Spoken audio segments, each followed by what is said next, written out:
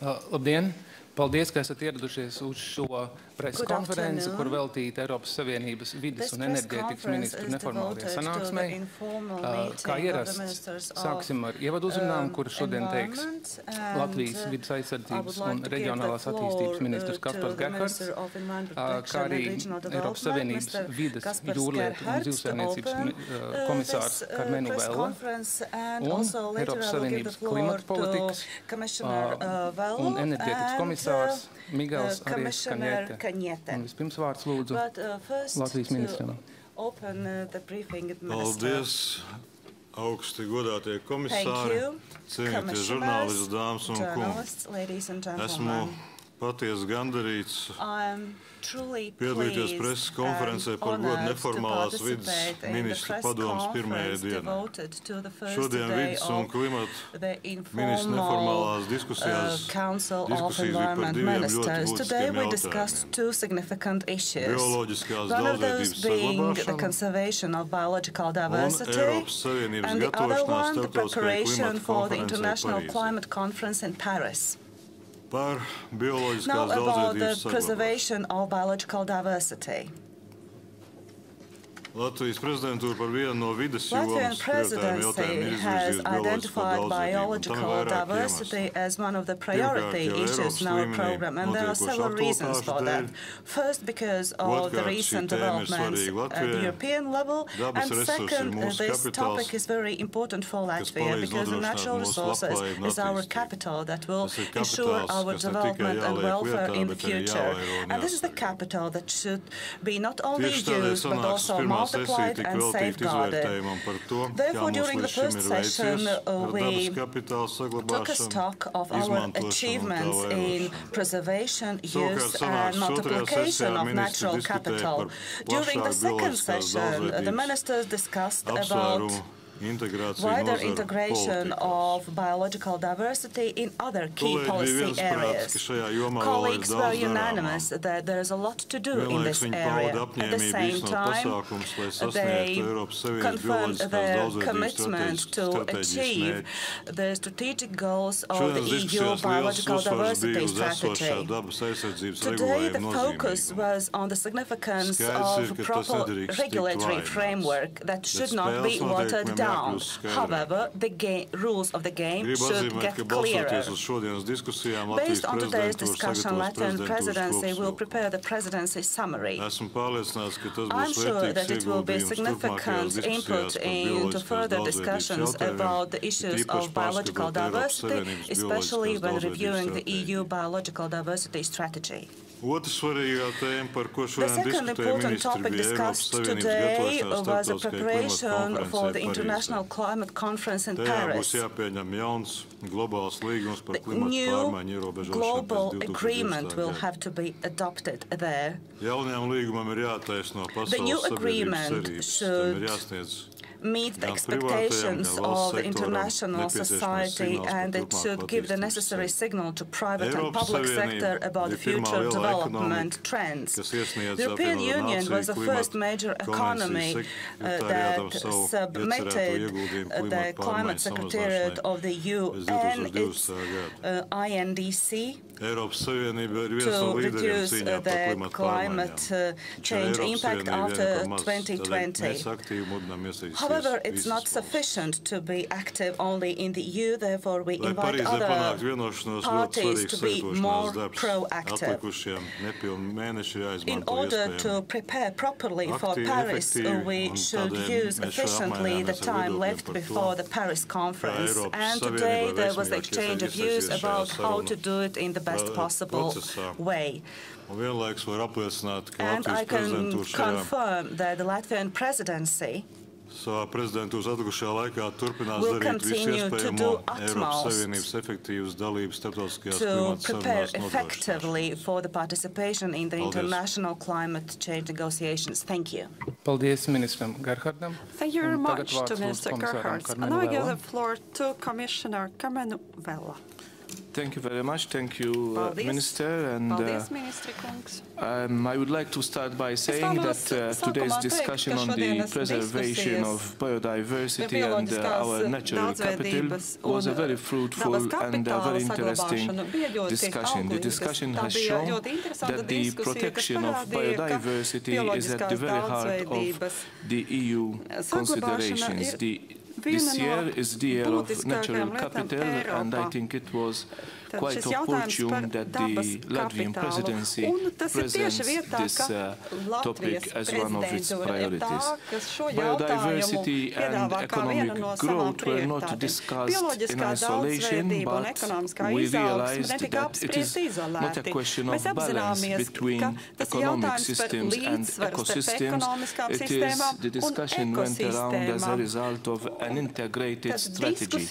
And here I would like to thank the Latvian presidency for allowing this opportunity to discuss biodiversity and the natural capital protection, highlighting the importance and the links of biodiversity to the other sectors like agriculture, energy, tourism, renewables and so on. The interventions by the member states during our discussion underline the inclusive nature of our approach as well. We also had some very informative presentations by non-member states. We had the EEA Director, Hans, who outlined the findings from the State of the Environment report for the last 5 years. And I am certain that this report will be the guideline and it will help inform our member states about the state of the nature and what to do next, how to do the follow-up. We also heard from a number of NGOs. We had the IUCN, who underlined the importance of our green infrastructure strategy. We heard from the European Environmental Bureau, who also outlined their ideas about the refit of the legislation. We then had a presentation by the European Investment Bank outlining the Natural Capital Financing Facility program, and this program was launched not just to encourage the private sector participation in the protection of biodiversity, but also to emphasize that there is an economic incentive in investing in natural capital projects. With regards to fitness checks, over the next 12 months, this strategy will be very rigorously assessed. Next month, I will highlight some of the events which will happen soon. Next month, on the 21st of May, we will host the Natura 2000 Awards, which will celebrate the grassroots foundation of this strategy. The following week, we will publish the State of Nature report, followed by a dialogue with all the stakeholders at the Green Week at the beginning of June, which will take place in Brussels. This will give a clear picture by which we can conduct then the very important midterm review of our biodiversity strategy. Last but not least, by early next year, by early 2016, we expect to have concluded our fitness checks of the Birds and Habitats Directive. And let me conclude by saying that the fitness checks which we are talking about is precisely what it says, a rigorous and a strong exercise to ensure that the legislation is healthy enough to deliver what it was intended to deliver, the main objective, significant advances in the protection and the promotion of the European Union's biodiversity. Paldies komisāram Vellam, un tagad vārds komisāram Cañete. Now I give the floor to Commissioner Cañete. Thank you, Mr. President, Commissioner Vella. Ladies and gentlemen, good afternoon to everybody. We had today a very good discussion on the next steps towards a new global climate agreement. We are now just a little more than 7 months away from the Paris Conference, and time is pressing for the world to get ready. I am very proud that the European Union was the first major economy to put forward its contribution to the new global deal in early March. The work of the Latvian presidency made it possible. I want to thank Minister Dziedars and his team for all the efforts they did to achieve a unanimous European Union position at such an early stage. Altogether, 6 other submissions have been made so far, and some were clearly inspired by the transparent format we use. Together, the contributions cover about 25% of global emissions. However, we do regret that so few INDCs have been submitted. Even though we understand that most G20 countries will try to deliver by June, but some might come late. Action and leadership by the G20 economies that account for 75% of global emissions is crucial.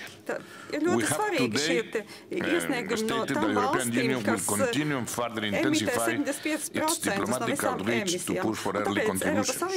It's very important that we have a clear idea of the adequacy of our collective efforts before Paris, so that we can design a robust deal that corresponds to today's challenges and realities and is fit for the future. There are a few key elements that are essential for such a deal. The first, the new agreement should be legally binding. Second, it should set clear, fair and ambitious targets for all countries, taking into account the evolving economic and geopolitical circumstances. And third, it should allow us to keep up and raise our ambition level by setting up a mechanism for regular reviews. Fourth, it should help us improve the technical process to identify areas with high mitigation potential already as of next year. And finally, we should make sure that transparency and accountability are at the core of the new agreement. The willingness to reach an agreement we see in the broader political discussion is yet to translate to action in technical negotiations. And the upcoming June negotiation session in Bonn needs to see parties move beyond their comfort zones. There is no time to waste. In the coming months, the European Union will continue to discuss this point with our international partners and work together to find solutions. Thank you, Commissioner. Now you have a chance to ask questions. Please tell your name and the media that you represent. Aminata Niang, Agence Europe. J'ai une question pour le commissaire, Monsieur Vella. Vous parliez de la révision. That's the translation? No French, so I'm going to speak in English. English, please. Yes, English and Latvian. Okay. So concerning the review of the jautājums komisāram vēl attiecībā uz bioloģiskās daudzveidības stratēģijas pārskatīšanu. Vai es pareizi saprotu, ka galvenais pārskatīšanas mērķis būs pastiprināt esošās likumdošanas ieviešanu? Vai tas ir viss? You are quite right. When we talk about the reviews, I want to make it very clear that the review is meant to improve the effectiveness of the existing legislation and to improve the results that could be achieved also from directives without downgrading on the present objectives. The review, if we talk about the Birds and Habitats Directive, for example, will come out early in 2016, we will throughout this year continue to get feedback from all the stakeholders to see first of all whether the directives need to be reviewed and also if the decisions that we review them, then discussions will start as to how we can review them. The idea is always to get better output, to get more results, and to make the existing legislation more effective. Paldies. Thank you. Yes.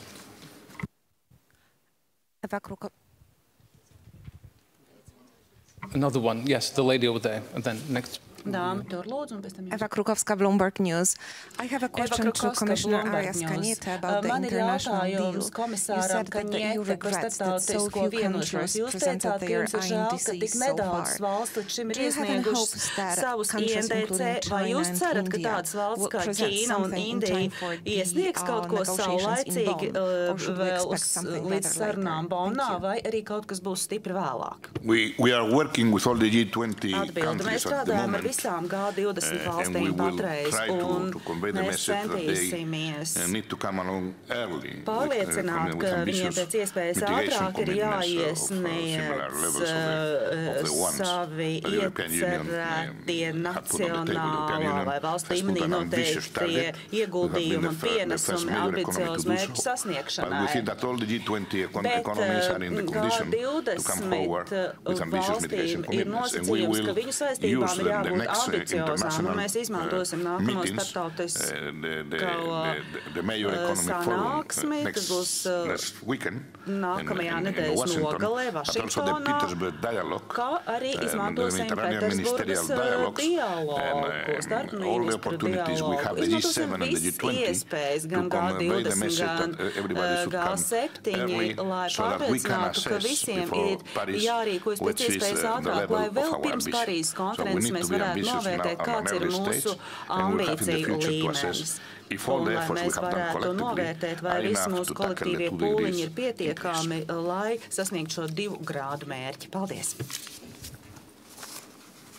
My name is Juris Kaža. Today I represent the Spanish news agency EFI. And I note that the conference here is taking place on a city on the shores of the Baltic. And the other sea, which has industrialized European Union countries along its shoreline, is the Mediterranean. And you come from an island in the middle of the Mediterranean. Do you see any interesting similarities and differences in the way that we can preserve the maritime environment up here in the Nordic region, the Nordic Baltic region, and down in the Mediterranean, where the southern Mediterranean is an area of conflict and is not members of the European Union? Yes, this is a very interesting question because there is very little similarity between, for example, the Baltic and the Mediterranean. If anything, there is a vast difference in a number of ways. First of all, I think that the Baltic is very well organized because all the member states cooperate together. They have already launched their multi-annual plan, which the Latvian presidency has taken on board as one of the priorities. A lot of progress has been done in achieving sustainability of most of the stocks in the Baltic, whereas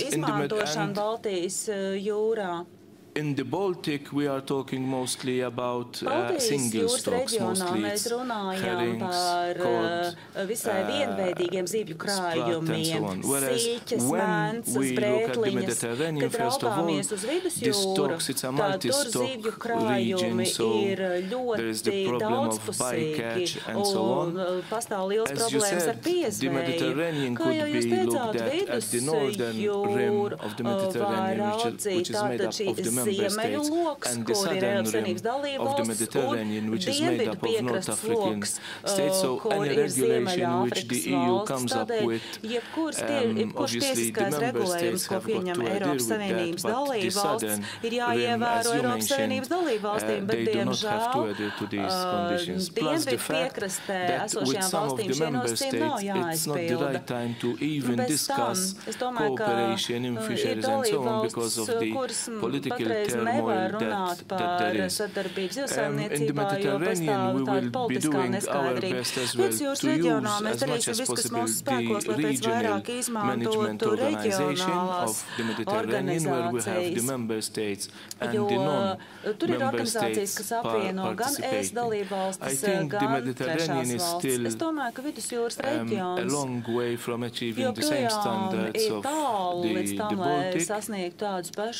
And so far, for example, if we talk about quotas, the only quota that we have in the Mediterranean at the moment is only for tuna. Even that is not a quota which is coming out of the European Union, but it is coming out from ICAT. So hopefully we have to work harder to try and achieve the same level of competency that we find in the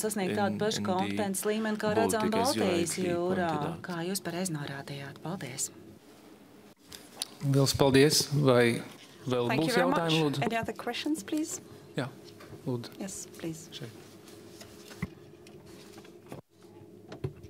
Okay, excuse me if I'm maybe not terribly read up on everything about the climate change problem, but I've seen that there is kind of a ever-growing 90-page sort of draft document going around now. Did you, at this conference, succeed in narrowing down any of the issues, at least for the EU position, and that this document will be understandable and presentable when it reaches Paris?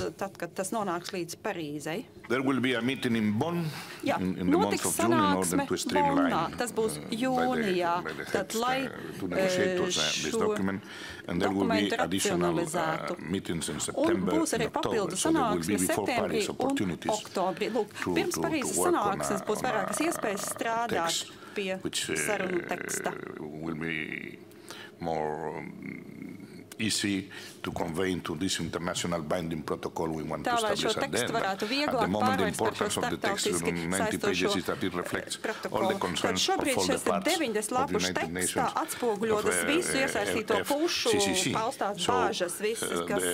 Nations the important thing is that every part has put its own concerns in the document. Now they have to deal with all the difficult tasks, and we will in the end, as usual happens in all the COPs, we will finalize with a text will be more reduced. It will take time, it will take lengthy negotiation, it will need political involvement. It's forecasted that ministers at political level will get involved in these discussions in the month of July to give political guidance. Iesaistīsies šajā diskusijā, lai dotu politisku ievirsi, un tad septembrī, oktobrī varēs panākt tālāku progresu. Un es esmu pārliecināts, kā tas vienmēr notiek, pēc pušu konferencēs, vienošanos panāk gandrīz vai pēdējā brīdī. Bet sarunas procesā tās notiek, un mums būs iespējas Bonnā, pēc tam septembrī, oktobrī. Tātad jūnijā būs vides ministru padome, un Latvijas prezidentūra turpinās veidot šo dokumentu tālāk. Jūlijā mēnesī būs neformāla sanāksme Luksemburgā. Un tad paredzētu septembrī vides ministru padome formālā, kur tiks pieņemts šis mandāts. Lūk, mēs gatavojamies ar Latvijas prezidentūras palīdzību. Mēs gatavojam šo pozīciju sarunām, un tāda būs sarunas jūnijā, septembrī un oktobrī. Un to procesā teksts tiks racionalizēts, un cerams, ka rezultāts būs labs, un tā rezultāts būs vērienīgs, aizstošs nolīgums, un arī no citām iesaistītām pusēm tiks izpildīt šīs apņemšanās samazināt klimata ietekmi. Thank you. Any other questions? Paldies, vai būs vēl jautājumi? If not, tad ar to mēs arī noslēdzam šo preskonferenci un gaidīsim arī pārstāvs arī rīt un parīt uz preskonferencēm, kuras notiek šīs ministru sanāksmes ietvaros. That will take place after ministerial meetings. Thank you.